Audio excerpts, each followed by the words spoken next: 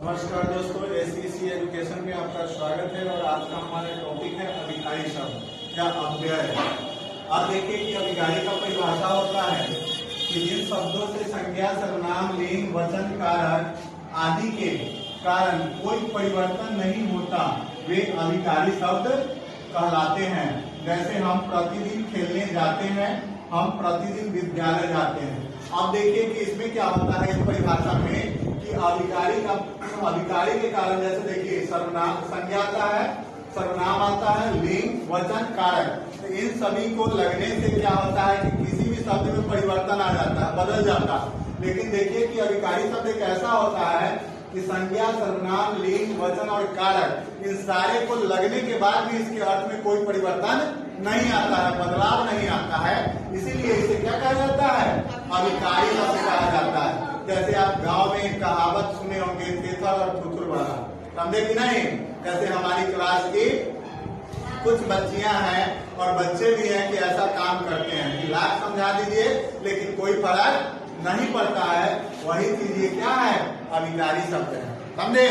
जैसे हम प्रतिदिन खेलने जाते हैं और हम प्रतिदिन विद्यालय जाते हैं, तो इन वाक्यों में कोई फर्क अंतर नहीं है। ठीक है। अब आता है कि अभिकारी शब्दों को अव्यय भी कहा जाता है। अभिकारी शब्दों को क्या कहा जाता है? अव्यय भी कहा जाता है। अब देखिए इसमें कहा जाता है कि कारक, लिंग, वचन से न आवे कोई विकार। कारक, लिंग, वचन से न आवे कोई विकार। और अव्यय भी कहते हैं इसे। ये होते हैं 4 प्रकार। तो अव्यय के 4 प्रकार होते हैं। कितने प्रकार होते हैं? 4 प्रकार। जिस तरीके से कहावत कहा जाता है, सेम उसी प्रकार से ये अव्यय का परिभाषा जो है बताया गया है। ठीक है। तो अब जानते हैं हम लोग कि अभिकारी शब्द 4 प्रकार के होते हैं। तो वो कौन कौन से होते हैं? तो आइए, सबसे पहला है क्रिया विशेषण। क्या है? क्रिया विशेषण।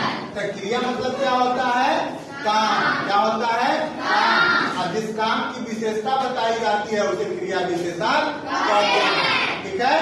तो मैंने क्रिया विशेषण का परिभाषा भी नीचे लिखा है, इसके सारे को बता देते हैं, उसके बाद आपको बताते हैं। ठीक है। तो दूसरा होता है संबंध बोधक, तीसरा होता है समुच्चय बोधक और चौथा होता है विषमयादि बोधक। ठीक है। ये 4 हो गए।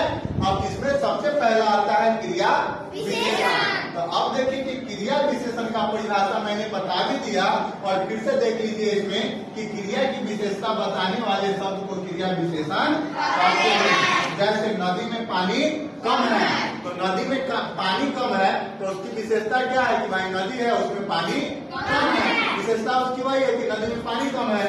यहाँ अभी वर्षा हो रही है। क्या?